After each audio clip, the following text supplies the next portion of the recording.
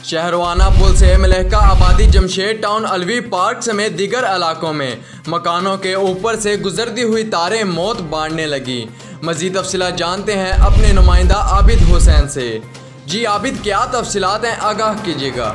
जी, मैं इस वक्त मौजूद हूँ जड़ावाला शहराना पुल से हल्का आबादी जमशेद टाउन अलवी पार्क समेत दीगर इलाकों से मकानों से ऊपर गुजरती हुई तारें मौत बांटने लगी। वापटा और हुकूमत की नहली की वजह से आए रोज कोई न कोई हादसा रूनुमा होने लगा। कई कीमती जानें ज़ाया होने बाद जमशेद टाउन के रहायशी अरशद डोगर की जोजा 4 बच्चों की मां अपने मकान की छत पर सफाई करते हुए 11,000 केवी तारों से करंट लगने की वजह से जाँ भाग हो गई। शहरियों ने पे दर पे हलाकतों के बाद इंतजामिया और हुकूमती नुमाइंदों से अपील की है कि इन कातल तारों का कोई सद्देबाब किया जाए।